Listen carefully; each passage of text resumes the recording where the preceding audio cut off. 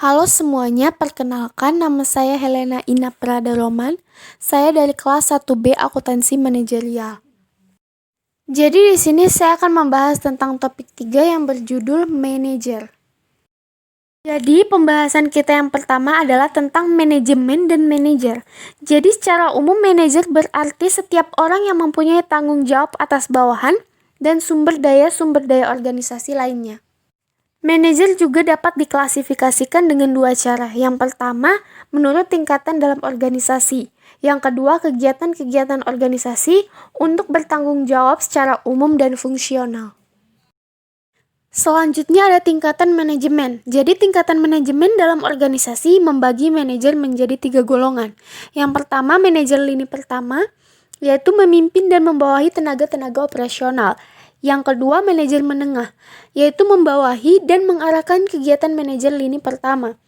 Yang ketiga, manajer puncak, yaitu bertanggung jawab atas keseluruhan manajemen organisasi. Selanjutnya ada tingkatan manajemen dalam organisasi.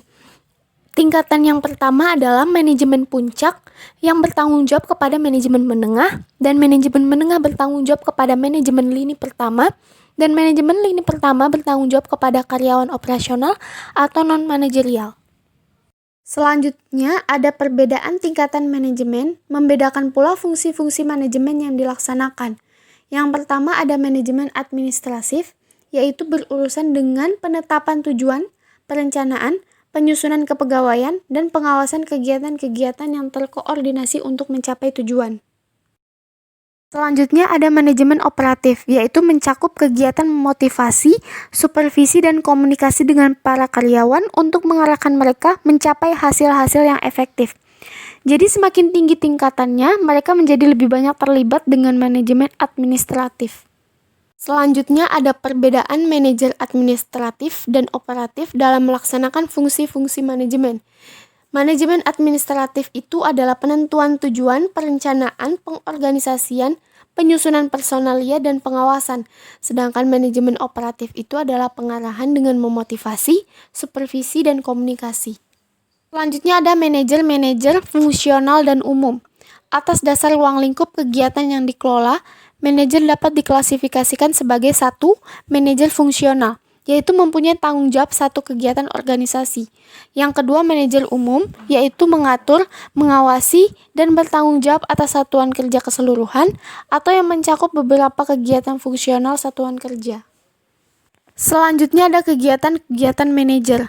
Jadi, pendekatan kegiatan. Dalam praktek, sering dijumpai para manajer mengalami kesulitan untuk memahami hubungan antara fungsi-fungsi manajerial dengan kenyataan yang dikerjakan. Manajer-manajer sering menyatakan bahwa mereka sebagian besar waktunya untuk menghadiri rapat, bicara lewat telepon, menulis atau membaca memo, menerima atau menemui tamu, dan sebagainya. Kegiatan-kegiatan tersebut bukan fungsi-fungsi manajerial, tetapi sarana-sarana melalui fungsi-fungsi manajerial yang dilaksanakan. Yang selanjutnya, apa yang dilakukan oleh manajer? Jadi manajer adalah perencana, pengorganisasi, pemimpin atau pengarah, dan pengawas. Kenyataannya, setiap manajer mengambil peranan yang lebih luas untuk menggerakkan organisasi menuju sasaran yang telah ditetapkan. Adapun tugas-tugas penting yang dilaksanakan oleh manajer. Yang pertama, manajer bekerja dengan dan melalui orang lain. Istilah orang mencakup tidak hanya bawahan dan atasan, tetapi juga manajer lainnya dalam organisasi. Yang kedua, manajer memadukan dan menyeimbangkan tujuan-tujuan yang saling bertentangan dan menetapkan prioritas-prioritas. Yang ketiga, manajer bertanggung jawab dan mempertanggungjawabkan.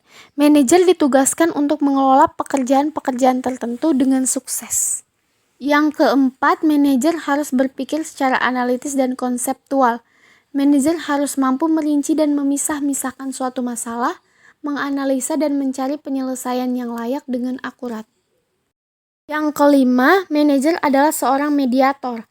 Jika saling tidak bersepakat atau tidak setuju, atau saling bertentangan, manajer dituntut perannya sebagai mediator atau penengah. Yang keenam, manajer adalah seorang politisi. Manajer harus mengembangkan hubungan baik untuk mendapatkan dukungan atas kegiatan, usulan atau keputusan-keputusannya. Manajer harus efektif memainkan politik dengan mengembangkan kerjasama dengan para manajer lain dalam organisasi. Yang ketujuh, manajer adalah seorang diplomat. Manajer mungkin harus berperan sebagai wakil resmi organisasi kerjanya pada pertemuan-pertemuan organisasional. Manajer mungkin juga mewakili organisasi dalam urusan dengan pelanggan, pejabat pemerintah, atau organisasi lain. Selanjutnya ada keterampilan-keterampilan manajerial. Pada umumnya untuk menjadi manajer yang efektif dibutuhkan keterampilan-keterampilan antara lain yang pertama keterampilan konseptual atau conceptual skill adalah kemampuan mental untuk mengkoordinasikan dan mengintegrasikan seluruh kepentingan dan kegiatan organisasi. Yang kedua, keterampilan kemanusiaan atau human skill adalah kemampuan untuk bekerja dengan memahami dan memotivasi orang lain, baik sebagai individu ataupun kelompok. Yang ketiga ada keterampilan administratif atau administrative skill, adalah seluruh keterampilan yang berkaitan dengan perencanaan, pengorganisasian, penyusunan kepegawaian, dan pengawasan. Yang keempat ada keterampilan teknik atau technical skill, adalah kemampuan untuk menggunakan peralatan, prosedur, atau teknik dari suatu bidang tertentu. Yang kelima ada keahlian dalam mengelola waktu, keahlian dalam memanfaatkan waktu secara efektif dan efisien. Jadi, setiap keterampilan harus dimiliki oleh setiap manajer, hanya untuk tingkatan manajemen yang berbeda, akan berbeda proporsi masing-masing kebutuhan.